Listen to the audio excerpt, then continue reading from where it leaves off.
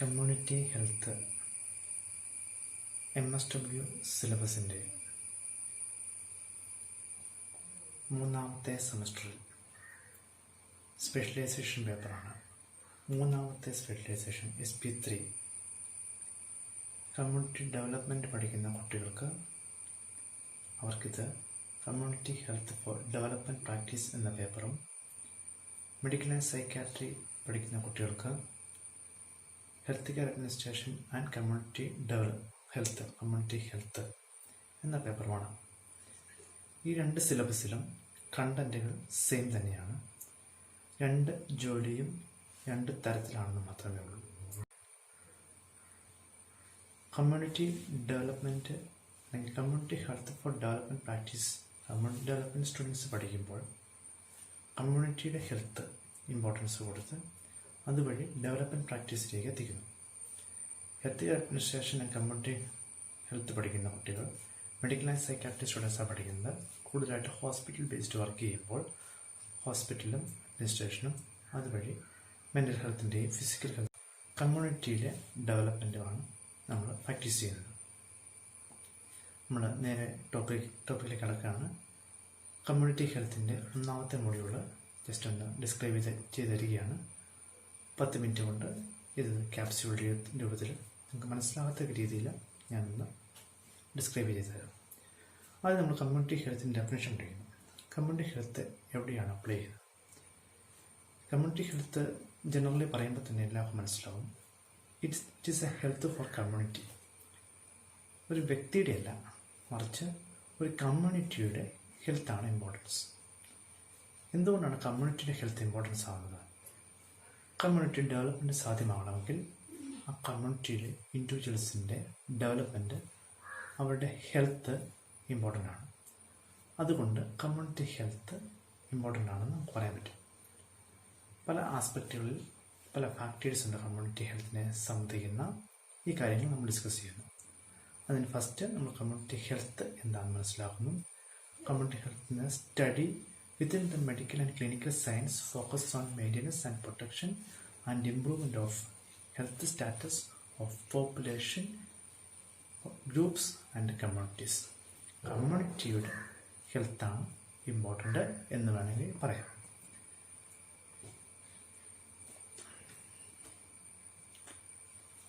Community എന്താണെന്ന് നിങ്ങൾക്കറിയാം. ഒരു കോമൺ ക്രൈറ്റീരിയ അല്ലെങ്കിൽ കമ്മ്യൂണിറ്റി ഡെഫിനിഷൻ നമ്മൾ നേരത്തെ കമ്മ്യൂണിറ്റി ഓർഗനൈസേഷൻ എന്ന് പറയുന്ന ഫസ്റ്റും സെമസ്റ്ററിൽ ഒരു മൊഡ്യൂൾ നമ്മൾ പഠിച്ചിട്ടുണ്ട്. കമ്മ്യൂണിറ്റി ഓർഗനൈസേഷൻ എന്താണ്? കമ്മ്യൂണിറ്റി ഡെഫിനിഷൻ നമുക്ക് പറയാം. എന്താ? Group of living things sharing A same environment. They usually have shared interest. Human communities people have the same belief and needs and effects on the identity of the group and people in it. ഒരു common thing അതിനകത്തുണ്ടാകും. Belief, needs ഇതെല്ലാം ഒരു same ആയിട്ട് വേണമെങ്കിൽ ചിന്തിക്കും. ഇതാണ് community എന്ന് പറയുന്നത്. Community ഹെൽത്തിൽ പഠിക്കുന്ന പല ആസ്പെക്റ്റിലും ഒന്ന് പോപ്പുലേഷൻ ഹെൽത്താണ്. It's health of for a പോപ്പുലേഷൻ്റെ ഹെൽത്ത്. അത് മെയിനായിട്ട് നമ്മൾ പബ്ലിക് ഗവൺമെൻറ് സപ്പോർട്ടോട് കൂടിയുള്ള ഗവൺമെൻറ്റിൻ്റെ അതോറിറ്റീസ് അല്ലെങ്കിൽ ഗവൺമെൻറ് ആക്ഷൻ എവിടെ ഹെൽത്ത് കെയറിനും കമ്മ്യൂണിറ്റിയുടെ ഹെൽത്ത് പ്രൊട്ടക്ഷനും പ്രിസർവേഷനും പ്രൊമോഷനും ഗവൺമെൻറ് സപ്പോർട്ടോടുകൂടി ഗവൺമെൻറ്റിൻ്റെ കെയർ ടേക്കിങ്ങും അവരുടെ ഗവൺമെൻറ്റിലെ ആക്ഷൻ വരുന്നത് പബ്ലിക് ഹെൽത്ത് എന്ന് പറയുന്നത്. അതൊരു പോപ്പുലേഷൻ ഹെൽത്തായിട്ട് ഒരു ആസ്പെക്റ്റിൽ കാണാം. രണ്ടാമത് പബ്ലിക് ഹെൽത്ത് പറഞ്ഞു. Population health, population health for the population, public health ഗവൺമെൻറ്റിൽ ആക്ഷൻ ഉണ്ട്. പിന്നെ കുറച്ച് പബ്ലിക് ഹെൽത്തിൻ്റെ objectives. Public health aims to improve quality of life through prevention, treatment of disease including mental health. This is done through the surveillance of case and health indicators and through promotion of healthy behaviour. ഇത് public ഹെൽത്തിൻ്റെ ഒബ്ജക്റ്റീവാണ്.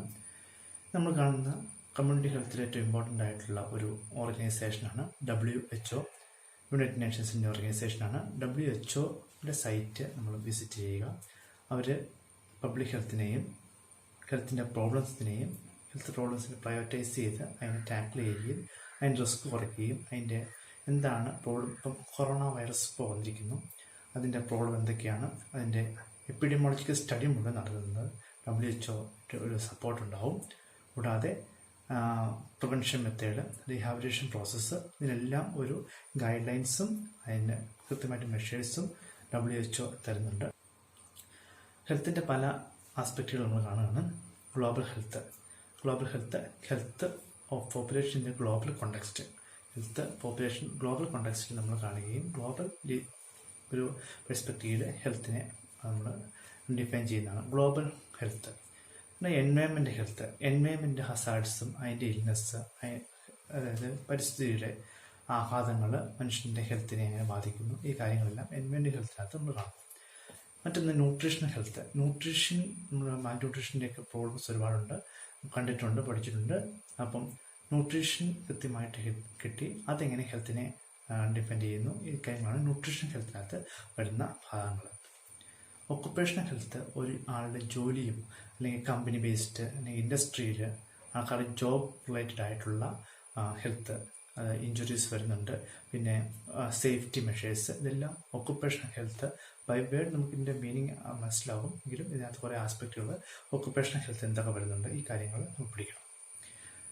Maternal and child health, മദറിൻ്റെയും ചൈൽഡിൻ്റെയും health രണ്ടും important ആണ്. ഇത് ഓരോ ചൈൽഡും ഒരു ഇൻഡിവിജ്വലായി develop ചെയ്യേണ്ടതാണ്. അതുകൊണ്ട് മദറിൻ്റെ ഹെൽത്ത് പ്രഗ്നൻ്റ് ആകുന്നതിന് മുമ്പും പ്രഗ്നൻസിയുടെ ടൈമിലും അതിനുശേഷവും മദറിൻ്റെ ഹെൽത്ത് ഇമ്പോർട്ടൻ്റ് ആണ്. അതിനുശേഷം ചൈൽഡിൻ്റെ ഹെൽത്ത് ഇമ്പോർട്ടൻ്റ് ആണ്. ഈ ഒരു ഏരിയ ഉണ്ട്, മെറ്റേണൽ ആൻഡ് ചൈൽഡ് ഹെൽത്ത്. പിന്നെ ഒന്ന് കമ്മ്യൂണിറ്റി മെൻ്റൽ ഹെൽത്താണ്. കമ്മ്യൂണിറ്റിയുടെ മെൻ്റൽ ഹെൽത്ത് ഫിസിക്കൽ ഹെൽത്ത് പോലെ തന്നെ കമ്മ്യൂണിറ്റിയുടെ മെൻ്റൽ ഹെൽത്ത് ഇമ്പോർട്ടൻ്റ് ആണ്. അത് സ്കൂൾ ഹെൽത്ത് ആണെങ്കിലും ഒരു ഒക്കുപ്പേഷണൽ രീതിയിലുള്ളതാണെങ്കിലും ഒരു കമ്മ്യൂണിറ്റിയുടെ മെൻ്റൽ ഹെൽത്ത് ഇമ്പോർട്ടൻ്റ് ആണ്. അതിനെപ്പറ്റിയുള്ള വിവിധ ആസ്പെക്റ്റുകൾ. എന്തുകൊണ്ടാണ് മെൻ്റൽ ഹെൽത്ത് ഇമ്പോർട്ടൻ്റ് ആണ്? അവരുടെ ഡെവലപ്മെൻറ്റിനെ മെൻ്റൽ ഹെൽത്ത് ബാധിക്കുന്നുണ്ട്. കമ്മ്യൂണിറ്റിയുടെ മെൻ്റൽ ഹെൽത്തും ഇമ്പോർട്ടൻ്റ് ആണ്. അടുത്ത എപ്പിഡെമോളജിയെ പറ്റി പറയുന്നു. ഒരു രോഗവും അത് എവിടെ വന്നു, എങ്ങനെ വന്നു എന്നുള്ള എല്ലാ രീതിയിലുള്ള സ്റ്റഡിയാണ് എപ്പിഡെമോളജിക്കകത്ത് വരുന്നത്. എല്ലാ ഏരിയ, അതായത് ഇപ്പം വൈറസ് ഡിസീസ് വന്നിട്ടുണ്ടെങ്കിൽ അത് എവിടെ, എങ്ങനെ, എപ്പോൾ വന്നു, അങ്ങനെ ഒരു സാംക്രമിക രോഗത്തെ പറ്റിയുള്ള ഓവറോൾ സ്റ്റഡിയാണ് എപ്പിഡെമോളജിക്കകത്ത് വരുന്നത്. അത് എക്സ്പേർട്ടുകളായിട്ടുള്ള ആൾക്കാർ ഇതിനെപ്പറ്റി സ്റ്റഡി നടത്തുന്നു, ഡോക്ടേഴ്സും എല്ലാവരും ഇതിൻ്റെ വ്യക്തമായ ആ ഒരു രോഗത്തെപ്പറ്റി ആരിൽ നിന്ന് ആരിലേക്ക് പകരും, ഇത് പ്രിവെൻറ്റ് ചെയ്യാനുള്ള മെത്തേഡ്സ് എന്തൊക്കെയാണ്, ഇതിൻ്റെ റിസ്ക് ഫാക്ടേഴ്സ് എന്തൊക്കെയാണെന്ന് എപ്പിഡെമോളജിക്കകത്ത് നമ്മൾ കാണും. പിന്നെ നമ്മൾ കാണുന്നത് 4 മോഡൽസ് ഓഫ് ഹെൽത്താണ്. ഒന്ന് ക്ലിനിക്കൽ മോഡൽ, അതായത് ഒരു അസുഖത്തിൻ്റെ സിംറ്റംസും സയൻസും ഉണ്ട്, അതിന് മരുന്ന് കൊടുത്ത് അതാണ് ഹെൽത്തി മോഡലായിട്ട് കാണുന്നത്. ഒരു അസുഖം, ഒരു ഡിസീസ് ഉണ്ട്, ആ ഡിസീസ് ഒരു symptoms and science of disease ഉണ്ട്.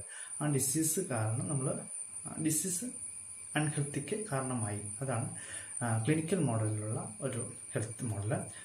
റോൾ പെർഫോമൻസ് മോഡൽ, ഒരാൾക്ക് സൊസൈറ്റിയിൽ റോൾ പെർഫോം ചെയ്യാൻ പറ്റാത്തൊരു പറ്റാവുന്ന അവസ്ഥയെ അൺഹെൽത്തി സിറ്റുവേഷനായിട്ടും പറ്റുന്ന അവസ്ഥയെ ഹെൽത്തി സിറ്റുവേഷനായിട്ടും വരുന്നു, അത് role performance model. Adaptive model, മൂന്നാമത്തെ മോഡൽ, ഒരാൾ സോഷ്യൽ ചേഞ്ച് അല്ലെങ്കിൽ ജിയോഗ്രഫിക്കൽ ചേഞ്ചുമായിട്ട് ആ ഒരു വ്യക്തിക്ക് അഡാപ്റ്റ് ചെയ്ത് പോകാൻ പറ്റാത്തൊരവസ്ഥയെ അൺഹെൽത്തി ആയിട്ടും അഡാപ്റ്റ് ചെയ്യാൻ പറ്റുന്ന അവസ്ഥയെ ഹെൽത്തി മോഡലായിട്ട് നമ്മൾ എടുക്കുന്നു. അഡാപ്റ്റീവ് മോഡൽ വരുന്നു. നാലാമതായത് യൂഡോമോണിസ്റ്റിക് മോഡലാണ്. യൂഡോമോണിസ്റ്റിക് മോഡലിൽ അഡാപ്റ്റീവും റോൾ പെർഫോമൻസും കൂടെ മിക്സ് ചെയ്ത് വരും. അതായത് ഒരാൾ സോഷ്യൽ, സ്പിരിച്വൽ, കൾച്ചറൽ അല്ലെങ്കിൽ അയാളുടെ സൈക്കോളജിക്കൽ എല്ലാമായിട്ട് ഇൻ്റർ റിലേഷൻഷിപ്പ് ഉണ്ടായി നല്ലൊരു ഹെൽത്തി ലിവിങ് അല്ലെങ്കിൽ നല്ല ആരോഗ്യമായിട്ടുള്ള ഒരു ജീവിതം നയിക്കുന്ന ഒരാളെന്ന് പറയുന്ന ഒരു അവസ്ഥ. അതായത് അയാളുടെ സൊസൈറ്റി ആയിട്ടും സൈക്കോളജിക്കലായിട്ടും സ്പിരിച്വലായിട്ടും ഫിസിക്കലായിട്ടും എല്ലാം ഇൻ്റർ റിലേഷൻഷിപ്പായിട്ട് അയാളൊരു ഇവിടെയൊക്കെ അയാളുടെ റോള് പെർഫോം ചെയ്യാൻ പറ്റുകയും അല്ലെങ്കിൽ അഡാപ്റ്റ് ചെയ്യാൻ പറ്റുകയും ചെയ്യുന്ന ഒരവസ്ഥയാണ് യൂഡോമോണിസ്റ്റിക് മോഡൽ എന്ന് പറയുന്നത്.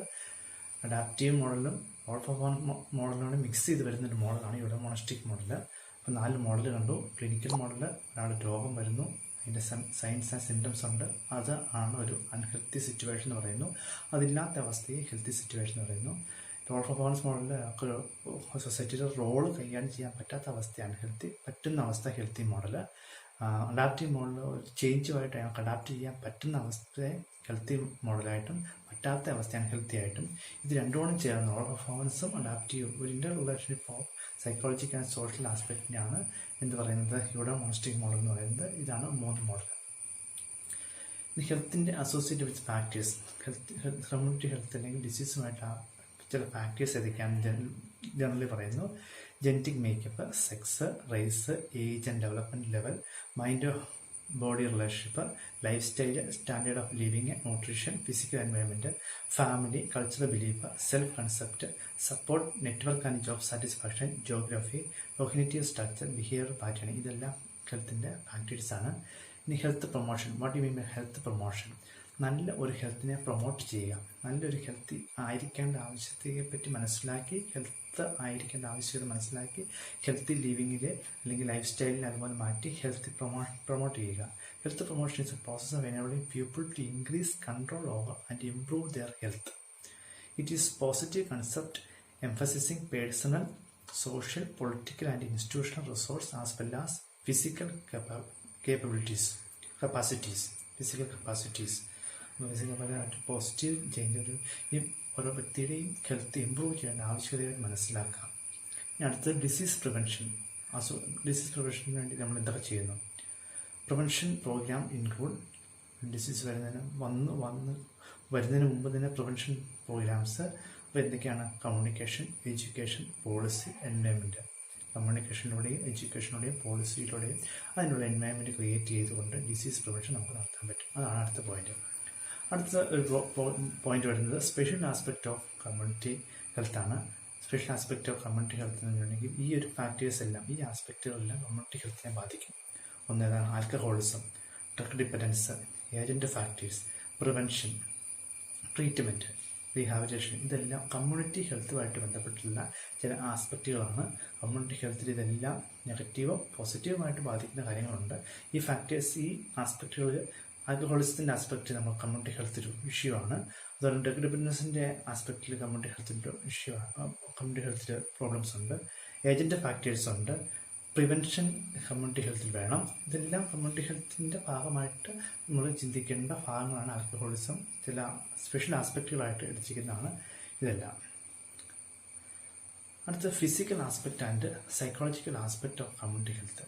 കമ്മ്യൂണിറ്റി ഹെൽത്തിൻ്റെ ഒരു ഫിസിക്കൽ പ്രോബ്ലംസ് എല്ലാം, ഫിസിക്കലായിട്ട് കാണുന്ന ആസ്പെക്റ്റുകൾ, അതെല്ലാം physical aspect of community health. നമുക്ക് നമ്മളുടെ ശാരീരികവുമായിട്ടുള്ള അവസ്ഥ, കമ്മ്യൂണിറ്റി ഹെൽത്തിൻ്റെ നമുക്ക് പ്രത്യക്ഷത്തിൽ കാണാൻ പറ്റുന്ന ഒരു ഭൗതികമായിട്ടുള്ള സാഹചര്യം വെച്ചിട്ടുള്ള അതാണ് ആ രീതിയിൽ, അതായത് അതിൻ്റെ ഫിസിക്കൽ രീതിയിൽ നമ്മൾ കമ്മ്യൂണിറ്റി ഹെൽത്തിനെ എങ്ങനെ നോക്കിക്കാണുന്നു. ഒരു വ്യക്തികളുടെ അസുഖത്തിൻ്റെ ചികിത്സ, അങ്ങനെയുള്ള ഫിസിക്കൽ ആസ്പെക്റ്റിൽ കാണുന്നു. മറ്റു രീതിയിൽ സോഷ്യൽ ആസ്പെക്റ്റ് കാണുന്നു. സൈക്കോളജിക്കൽ ആസ്പെക്റ്റ് കാണുന്നു. സൈക്കോളജിക്കൽ ആസ്പെക്റ്റിൽ എങ്ങനെയാണ് കാണുന്നത്? കമ്മ്യൂണിറ്റി ഹെൽത്തിനെ ഒരാളുടെ മാനസികമായ അവസ്ഥയിൽ ഇപ്പോൾ ഒരു രോഗം ഉണ്ടായി കഴിയുമ്പോൾ ആ രോഗത്തിൻ്റെ ഒരു ഫിസിക്കൽ പ്രോബ്ലംസ് ഉണ്ട്, കൂടാതെ മാനസികമായിട്ടുള്ള ഒരു ആസ്പെക്റ്റും ഉണ്ട്. ഇപ്പോൾ നമ്മൾ കൊറോണ വന്ന സമയത്ത് നമ്മൾ എക്സാമ്പിൾ പറയുകയാണെങ്കിൽ, ഇപ്പോൾ COVID-19 സിറ്റുവേഷൻ നമ്മൾ പോകുമ്പോൾ COVID-19 എന്ന് പറയുന്ന ഫിസിക്കൽ പ്രോബ്ലംസ് അല്ലെങ്കിൽ ആസ്പെക്റ്റ് ഉണ്ട് അതിനോടുള്ള. അതോടൊപ്പം തന്നെ സൈക്കോളജിക്കൽ ആസ്പെക്റ്റ്, ഒരു വ്യക്തിക്ക് ഇപ്പോൾ ക്വാറന്റൈനിൽ ഇരിക്കുമ്പോൾ അവരുടെ മാനസികാവസ്ഥ, അസുഖം വന്നയാളുടെ സൈക്കോളജിക്കൽ പ്രശ്നങ്ങൾ, സൊസൈറ്റിയിലെ പ്രശ്നങ്ങൾ, അതെല്ലാം സൈക്കോളജിക്കൽ ആസ്പെക്റ്റും അസുഖത്തിൻ്റെ ചികിത്സയുമായിട്ട് ബന്ധപ്പെട്ട കാര്യങ്ങളെല്ലാം എന്തുവരും? അത് ഫിസിക്കൽ ആസ്പെക്റ്റിലും കാണാൻ പറ്റും. ഇവിടെ ഫിസിക്കൽ ഫാക്ടേഴ്സും സൈക്കോളജിക്കൽ ഫാക്ടേഴ്സും ഉണ്ട്. അതിന് ഒരു അസുഖം വരുന്നതിൻ്റെ കാരണങ്ങളും അതിൻ്റെ ബാക്കി ഭാഗങ്ങളും, കൂടാതെ തന്നെ ഫിസിക്കൽ ആസ്പെക്റ്റിൽ, അതായത് നമുക്ക് അസുഖമായി കാണുന്ന ഒരു ഫിസിക്കൽ ആസ്പെക്റ്റിൽ അതിനെ കാണാൻ പറ്റും. പക്ഷേ സൊസൈറ്റി അക്സെപ്റ്റ് ചെയ്യുന്നില്ല. ഒരുപാട് ടെൻഷൻസ്, സ്ട്രെസ്സ്, ഇതെല്ലാം സൈക്കോളജിക്കൽ ആസ്പെക്റ്റിൽ കമ്മ്യൂണിറ്റി ഹെൽത്തിന് നമ്മൾ കാണുന്ന ഒരു ഇതാണ് ഫിസിക്കൽ ആൻഡ് സൈക്കോളജിക്കൽ ആസ്പെക്റ്റ്. ഇത്രയുമാണ് നമുക്ക് ഫസ്റ്റ് മൊഡ്യൂളിൽ നമുക്ക് കാണേണ്ട പോയിന്റ്സുകളെല്ലാം ഇത്രയുമാണ്. ഒന്നുകൂടെ ആദ്യം തൊട്ട് നമുക്കൊന്ന് നോക്കാം. ജസ്റ്റ് ഒന്ന് കമ്മ്യൂണിറ്റി ഹെൽത്തിനെ പറ്റി കണ്ടു, പിന്നെ പബ്ലിക് ഹെൽത്തിനെ പറ്റി കണ്ടു, പിന്നെ നമ്മൾ population health, objectives of public health, world health ഓർഗനൈസേഷനെ പറ്റി കണ്ടു, ഗ്ലോബൽ ഹെൽത്ത് എന്താണെന്ന് നമ്മൾ ചർച്ച ചെയ്തു, environment health, nutrition health, occupational health, maternal and child health, community mental health, പിന്നെ എപ്പിഡമോളജിയെ പറ്റി സ്റ്റഡി ചെയ്തു, മോഡൽസ് ഓഫ് ഹെൽത്ത് 4 ഉണ്ട്, parties of health, health promotion എന്താണെന്ന് നമ്മൾ കണ്ടു, ഡിസീസ് പ്രിവെൻഷൻ വേണ്ടി എന്തൊക്കെ ചെയ്യണം കണ്ടു, special aspect of community health അതെല്ലാം കണ്ടു, physical aspect and psychological aspect of community health. ഇത്രയുമാണ് നമ്മളുടെ ഫസ്റ്റ് മൊഡ്യൂളിൽ. Thank you.